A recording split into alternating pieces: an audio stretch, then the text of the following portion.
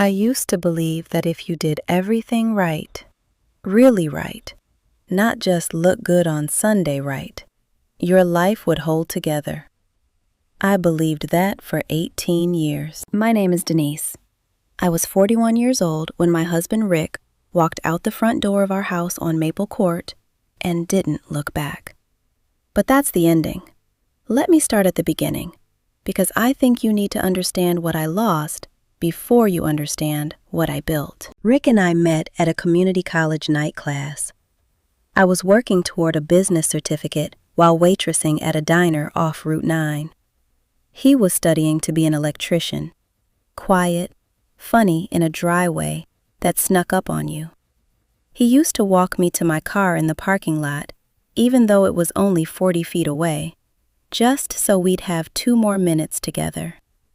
I remember thinking, this is a man who pays attention.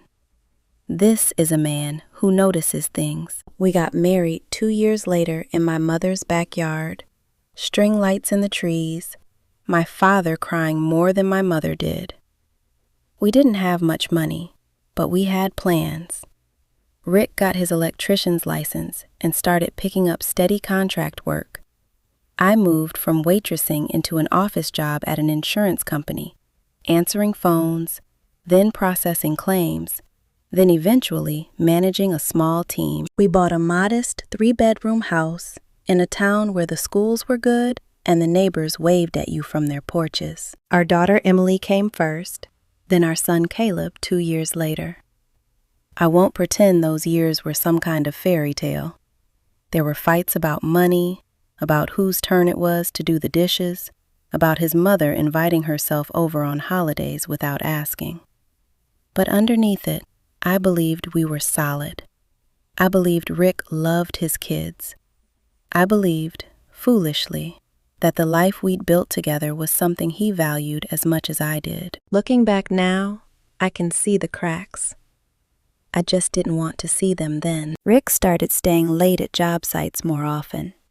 He said work was picking up, more contracts, more hours. I didn't question it. A man working hard for his family isn't something you interrogate. It's something you're grateful for. But there were other things too. He got irritable over nothing. The kids too loud during dinner, me asking too many questions about his day. He started keeping his phone face down on the counter, which he'd never done before. He'd go quiet in a way that used to be comfortable and started to feel like a closed door. I asked him once, maybe 8 months before it happened, if everything was okay. We were standing in the kitchen, and he was scrolling through something on his phone, barely looking up. "Everything's fine, Denise," he said. "Why do you always think something's wrong?" I remember feeling foolish for asking. I remember actually apologizing, for noticing that my own husband seemed like a stranger living in my house. That's the thing nobody tells you about a marriage falling apart. It doesn't happen in one dramatic moment. It happens in 100 small ones, and you spend so much energy convincing yourself you're imagining things that by the time the real moment comes, you're almost relieved. Almost. Because at least then you finally know you weren't crazy. I think about that version of myself sometimes. The woman folding laundry, packing school lunches, signing permission slips, all while quietly rearranging the truth in her own head to make it bearable. I made excuses for him at book club when someone asked where Rick had been lately. I made excuses to my own mother, who I think suspected something long before I let myself. "He's just stressed with work," I'd say, over and over. Like a prayer I was saying more for myself than for anyone listening. There was a Saturday, maybe 6 weeks before he left, when Emily had a school project due and asked her father to help her build a model volcano. He said he was too tired. I remember the disappointment on her face, quick and small, the kind kids learn to swallow fast so the adults around them don't feel bad. I helped her build it myself that night at the kitchen table, paper mache up to my elbows, and I remember thinking, with a flicker of something I wasn't ready to name yet, that I was doing this alone more and more often. I just didn't let myself finish that thought. The night it happened started like any other Tuesday. I'd made pork chops. Emily was 12 then, already rolling her eyes at everything. Caleb was 10, still young enough to want to sit next to his dad on the couch. Rick came home late, later than usual, and he didn't eat. He asked the kids to go watch TV in the other room. I knew in the pit of my stomach that something was wrong. I just didn't know how wrong. He sat down across from me at the kitchen table, the same table where we'd eaten 10,000 meals together, where I'd helped Emily with her homework and iced Caleb's first split lip after he fell off his bike. And he said, "Denise, I need to talk to you." I remember my hands going cold. I remember thinking absurdly that I should have made a different dinner, as if that mattered, as if pork chops were somehow the wrong choice for whatever was coming. "I'm not happy," he said. "I haven't been happy for a long time." I asked him what that meant. I asked him if this was about money, about the kids, about his mother, about anything I could name and maybe fix. He shook his head at each one. "It's not about fixing anything," he said. "I think I need to find myself. I feel like I lost who I was somewhere in all of this. The house, the bills, the routine. I'm 39 years old, and I don't even know who I am anymore." I want you to sit with that for a second, the way I had to sit with it. I don't know who I am anymore. As if raising 2 children and building a home together was something that had happened to him, some accident he'd woken up in the middle of, instead of a life he had chosen, a life he had asked me to build with him. I asked him if there was someone else. He hesitated, just half a second too long before he said no. I didn't believe him then, and years later, I'd learn I was right not to. But that night, it almost didn't matter. Someone else or no one else, the result was the same. He was leaving. "What about Emily and Caleb?" I asked. My voice didn't even sound like mine. "I'll still be their father," he said, like that was an answer. Like a title was the same thing as showing up. I don't remember exactly what I said after that. I remember crying, and I remember hating myself for crying in front of him, because some part of me still wanted to protect my dignity, even in the middle of the worst moment of my life. I remember asking him to at least wait, to think about it, to go to counseling with me. He said his mind was made up. He said he'd already found a place to stay, a friend's apartment, he said, though I'd later learn it wasn't quite that simple. He went upstairs and packed a bag. Just a bag, that first night, like he was going on a business trip. The kids came out of the living room when they heard the suitcase wheels on the hardwood floor. I will never, as long as I live, forget the look on Caleb's face when he asked, "Dad, where are you going?" Rick knelt down and told him he'd see him soon, that this didn't change how much he loved him. Caleb, 10 years old, looked at me instead of him, like he needed me to explain something that didn't make sense. Emily, 12, old enough to understand exactly what was happening, just stood in the doorway with her arms crossed and said nothing. She didn't hug him goodbye. He left through the same front door he'd walked through as my new husband 18 years earlier, carrying flowers and takeout on the nights he came home late from work, carrying our children in from the hospital as newborns. That night, he carried a duffel bag, and he closed the door quietly behind him, like he was trying not to wake anyone. Before he left, though, there was one more exchange I've never forgotten. Standing in the front hall with his hand on the doorknob, Rick turned back to me and said, almost like an afterthought, "You'll be fine, Denise. "You're stronger than you think." I remember staring at him, stunned that he'd chosen that moment, the moment he was ending our marriage, to hand me a compliment, as if it were a consolation prize, as if being told I was strong somehow made it acceptable that I'd now have to prove it, alone, immediately, starting that night. I didn't respond.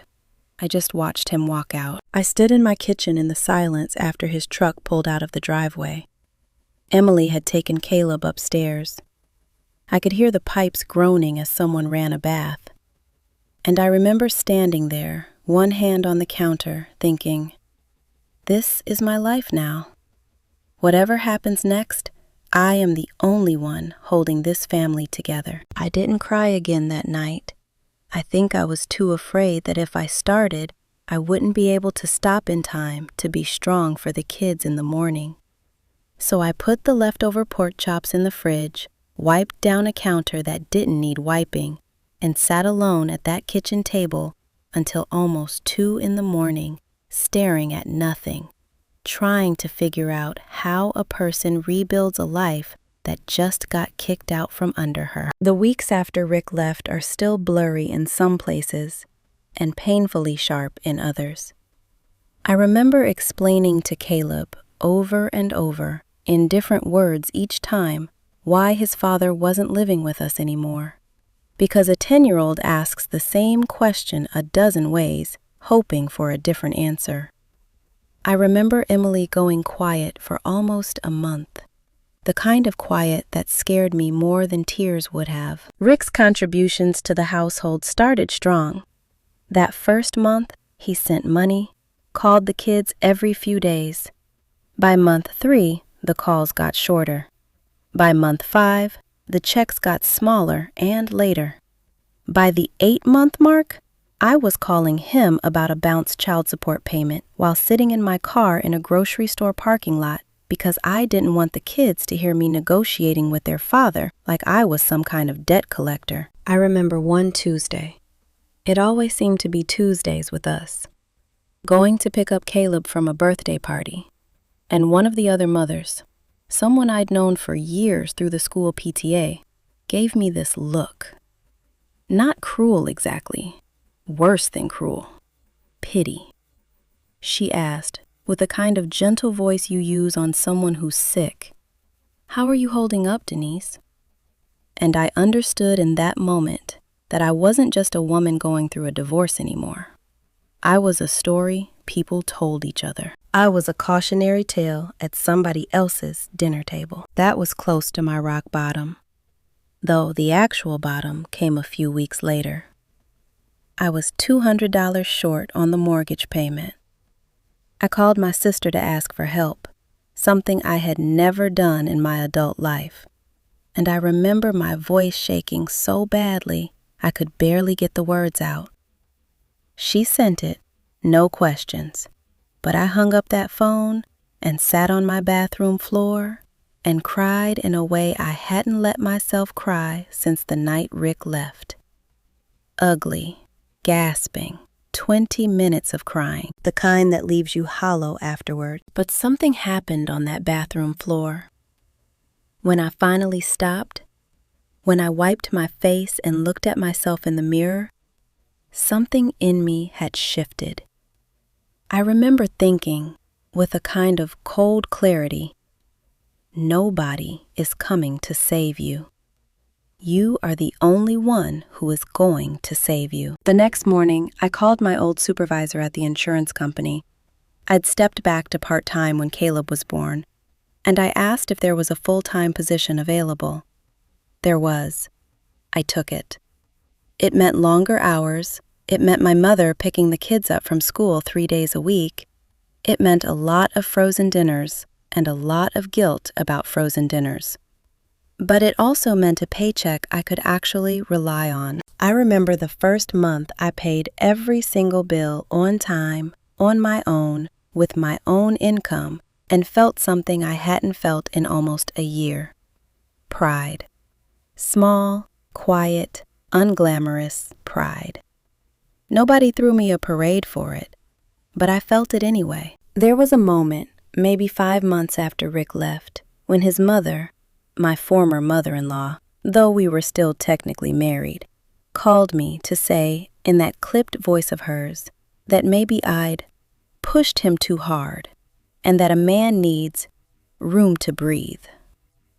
I remember standing in my kitchen, gripping the phone, and for the first time in my life, I didn't apologize or shrink or try to smooth things over. I said, "Your son left his children in the middle of a Tuesday dinner with a packed bag. I don't owe you or him an explanation for surviving that." Then I hung up. My hands were shaking, but I didn't call her back to apologize, and she never brought it up to me again. That was the turning point, I think. Not one big dramatic moment, but a series of small refusals. Refusing to be pitied, refusing to take blame that wasn't mine, refusing to let my kids see their mother crumble. Brick by brick, I started rebuilding something. Not the same life, a different one, but mine. There was another moment, smaller but somehow just as important, that I still think about. It was a Thursday night, maybe 6 months after the bathroom floor, and I was sitting at the kitchen table paying bills with a calculator and a legal pad, the way I did every 2 weeks back then. Caleb came downstairs for a glass of water and stopped in the doorway, watching me for a second. "Are we going to be okay, Mom?" he asked. Not dramatic, just quiet. The way kids ask the questions that matter most. I could have lied to make him feel better in the moment. Instead, I told him the truth, the version of it he could carry. "We're going to be okay," I said, "because I'm not going to let us not be. That's my job now, and I take it seriously." He nodded, like that was an answer that satisfied something in him, and went back upstairs. I sat there a long time afterward, turning that promise over in my mind, understanding that I'd just said it out loud to my son, which meant now I actually had to live up to it. People love to talk about survival like it's the whole story. Survival was never the goal. I didn't want to just get through the next 5 years. I wanted to build something my kids could stand on, something solid, something that was entirely, unmistakably ours. The full-time position at the insurance company turned into a promotion about a year and a half after Rick left. Claims supervisor, my own small team, a real increase in salary. I remember signing the offer letter and thinking about that scared woman on the bathroom floor and wanting, somehow, to go back and tell her it was going to be okay. I couldn't, of course. She had to find that out the hard way, same as I did. Money stopped being the constant, gnawing fear it had been. I paid off the credit card debt that had piled up in those first chaotic months. I started, for the first time in my adult life, putting a little away in savings. Not much, but enough that a flat tire or a doctor's visit didn't send me into a panic anymore. Emily, who had gone so quiet after Rick left, slowly came back to herself. By 14, she'd found her footing on the school's track team, and I never missed a meet, not one, rain or shine, sitting in those cold metal bleachers, cheering until my voice went hoarse. Caleb struggled more. He acted out in 6th grade, got into a shoving match at school, and I sat with him afterward, just the two of us on his bed, and asked him what was really going on. He said, quietly, that he was mad his dad never came to his games. I didn't defend Rick. I just held my son while he cried and told him his anger made sense, and that whatever his father did or didn't do, it said something about Rick, not about Caleb, and not about whether he was worth showing up for. I started therapy around that time too, something I'd never had the money or the nerve to do before. My therapist, a calm woman named Susan with a small office above a pharmacy, helped me understand that I'd spent so many years making myself smaller to keep the peace in my marriage, that I'd forgotten what my own voice sounded like. Slowly, I found it again. There were good moments, too, not just grinding through it moments. A weekend trip to the coast with just me and the kids, the three of us sharing a room with 2 double beds, laughing so hard over a card game that the woman in the room next door knocked on the wall. Caleb's first honor roll certificate, which he insisted on framing himself with a hot glue gun and way too much glitter.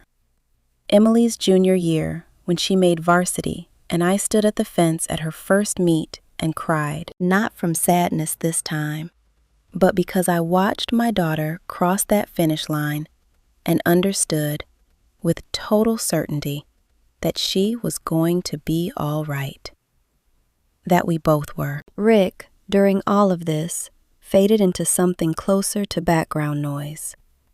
He'd call the kids on birthdays, sometimes. He missed more than he made. Recitals, games, a hospital visit when Caleb broke his arm falling out of a tree. I stopped waiting for him to show up. I stopped explaining his absences to the kids because by the time they were teenagers, they didn't need me to explain anymore. They understood on their own. I made a rule for myself around that time, one I still hold to today. I would not badmouth Rick to the kids, ever, no matter how angry I was, no matter how many missed calls or forgotten birthdays piled up. Not because he deserved my restraint, but because they deserved a mother who let them form their own opinions about their father, instead of inheriting hers. It was one of the hardest disciplines I've ever kept. There were nights I wanted to scream every unfair thing about him into the air just to feel the relief of saying it. Instead, I called my sister or wrote in a journal Susan had suggested, or went for a long walk around the block until the urge passed. The kids never once heard me tear their father down. That was mine to carry, not theirs. By the time 5 years had passed, I wasn't the same woman who'd stood frozen in her kitchen, listening to a truck pull out of the driveway. I had a career I was proud of. I had 2 kids who were, in spite of everything, becoming thoughtful, resilient young people. I had a small circle of friends I trusted, a life that was quiet but genuinely, solidly mine. I wasn't just surviving anymore. For the first time since that Tuesday night, I was living. I had no idea on the Sunday afternoon I'm about to tell you about that all of that steadiness was about to be tested one more time. It was a Sunday in October, 5 years almost to the week since Rick had walked out. Emily was 17 by then, home from a study session, doing homework at the kitchen table. The same table.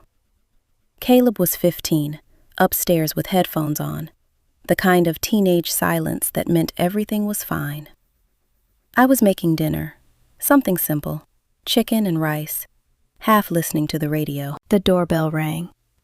I remember being mildly annoyed, thinking it was a package I wasn't expecting, wiping my hands on a dish towel as I walked to the door. It was Rick. He looked older than 5 years should have made him.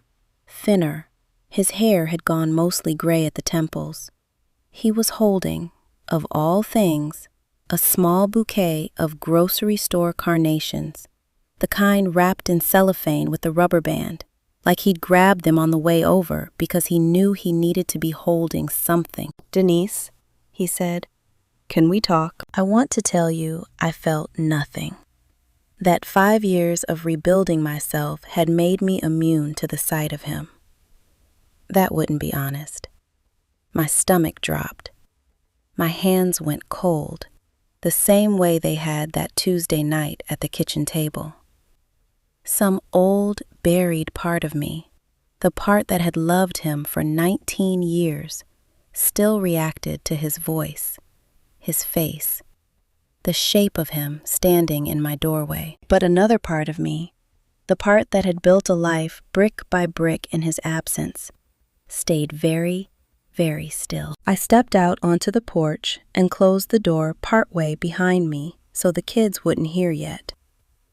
He told me he'd been struggling, a relationship that had ended badly, a job situation that wasn't what it used to be, some vague reference to health problems he didn't want to get into. He said he'd had a lot of time to think. He said leaving was the biggest mistake of his life. He said he missed his family, missed me, and he was hoping, his voice cracked here, actual tears in his eyes, that it wasn't too late to make things right. I let him finish. I didn't interrupt, because I wanted to hear the whole thing, wanted to know exactly what kind of man was standing on my porch after 5 years of silence. And here's what I noticed listening to him. Not once in that entire speech did he ask about the kids. Not once did he ask what grade Emily was in, what Caleb's voice sounded like now that it had changed, what either of them had been through in the years he'd missed. His apology was entirely about him, his loneliness, his regrets, his mistakes, his hope for forgiveness. It was, I realized, the same conversation we'd had at that kitchen table 5 years earlier, just with the roles reversed. Back then, it had been about what he needed. Now, it was about what he needed. Nothing, fundamentally, had changed. The front door opened behind me. It was Emily. She must have heard voices and come to see who it was. She stood in the doorway, 17 years old, arms crossed exactly the way they'd been crossed the night he left, and looked at her father like she was looking at a stranger who vaguely resembled someone from a photograph. "Emily," Rick said, his voice breaking again. "You got so tall." She didn't move toward him. She said, flat and quiet, "You missed my track state championship. You missed my 16th birthday. You missed literally everything." Then she turned and went back inside, and I heard her footsteps on the stairs, heard her tell Caleb in a voice loud enough for us to hear through the door, "Dad's here." I watched something break across Rick's face. Real pain, I think, or at least the closest thing to real pain he was capable of. And for one dishonest moment, I almost felt sorry for him. But then I thought about the bathroom floor. I thought about the parking lot phone calls, the bounce checks, the meets and recitals and hospital visits he'd skipped. I thought about the promotion I'd earned on my own, the mortgage I'd paid on my own, the 2 children I'd raised into decent, strong young people almost entirely on my own. And the sorrow I felt for him didn't turn into forgiveness. It turned into something much steadier, clarity. Caleb came down a few minutes later, too, hovering behind Emily in the front hallway, headphones around his neck. He didn't say anything at first, just looked at his father, the way you might look at someone you recognize from an old photograph, but can't quite place in real life. Rick said his name, softly, hopefully, and Caleb gave a small nod, not warm, not cold, just careful, the way you greet something you haven't decided yet how to feel about. Then he said, "I'm gonna go finish my homework," and went back upstairs, and I understood that both of my children, in their own separate ways, had just told their father the exact same thing. That 5 years of silence doesn't get erased by one Sunday on a porch. I looked at Rick standing there on the porch, cellophane-wrapped carnations already wilting a little in the October chill, and I finally understood what I wanted to say to him. Not out of anger. Anger would have been easy, and honestly, I didn't have the energy for it anymore. What I felt was something calmer and, I think, more powerful. "Rick," I said, "I'm not going to pretend I don't feel anything seeing you here. I loved you for a long time. That doesn't just disappear." He nodded, hope flickering across his face, like he thought this was the beginning of a yes. But forgiveness isn't something you're owed just because you're finally ready to ask for it, I continued. You didn't just leave a marriage 5 years ago. You left 2 children who needed their father, and I built an entire life catching everything you dropped. I got up every single day and I showed up for them, even on the days I didn't think I had it in me. You don't get to skip past all of that because you had a hard few years and you're lonely now. His eyes filled again, but I kept going, steady, because I needed him. And honestly, I needed myself to hear the whole thing. If you want a relationship with Emily and Caleb, that's between you and them, when and if they're ready. That's not something I'm going to hand you, and it's not something I'm going to stand in the way of either. They're old enough to make that choice for themselves now. But as for you and me, there is no us to go back to. There hasn't been for 5 years. I'm not the woman standing in that kitchen anymore, waiting to find out what you decide about our lives. I decided a long time ago, on my own, what my life was going to look like. And it's a good one, Rick. It's a really good one. I told him he could write to the kids if he wanted, that I wouldn't block it, that whatever relationship they chose to have with him was theirs to build or not build. And then I told him it was time for him to go. He stood there a moment longer, like he was waiting for the conversation to reverse itself, for me to soften, the way I always used to soften. When I didn't, he finally nodded, said he understood, and told me to tell the kids he loved them. He walked back to his car, an older model now, nothing like the truck he used to drive, and I watched him pull out of the driveway, the same driveway, going the opposite direction from that Tuesday 5 years before. I stood on the porch a while after he left, feeling the cold October air, feeling, for the first time in a long time, entirely at peace. When I went back inside, Emily was sitting at the kitchen table again, homework open in front of her, though I doubt she'd read a single word of it in the last 10 minutes. Caleb had come downstairs too, hovering in the doorway, not sure what to say.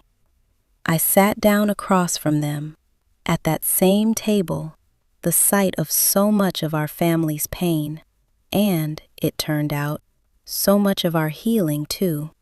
And I told them exactly what I'd told their father, that the choice of whether to know him was theirs alone, whenever and however they wanted to make it, with no pressure from me either way. Caleb asked quietly if I still loved him. I thought about that question honestly before I answered. I loved the man I married, I told him.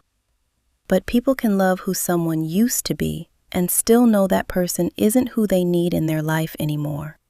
Both of those things can be true at the same time. That night, after the kids went to bed, I sat alone at the kitchen table one more time, the way I had 5 years earlier, staring into the dark. But it felt entirely different this time. That first night, I'd been terrified, wondering how I was possibly going to hold everything together. This time, I already knew the answer, because I'd lived it for 5 years. I had held everything together. I was still holding it together, and I was going to keep doing exactly that, with or without him, for as long as it took. Forgiveness, I've come to believe, isn't a door you have to open just because someone finally knocks. It's something that has to be earned, slowly, through actions, through years, through actually showing up, not through a bouquet of grocery store flowers and a well-timed apology once life gets hard enough to make you lonely. Emily asked me, a few days later, if I thought he'd try again. Write letters, show up on another Sunday, keep pushing. I told her I honestly didn't know, but that it didn't scare me the way it might have a year earlier. Whatever he decides to do, I said, doesn't change anything about who we already are. We're not the family waiting for him to come back. We're just a family. We've been one this whole time. She thought about that for a moment, then went back to her homework, and I noticed she smiled a little as she picked her pen back up. Small, but real. Rick did write, eventually, a letter addressed to both kids about a month later. Emily read hers alone in her room and never told me what it said, which I respected.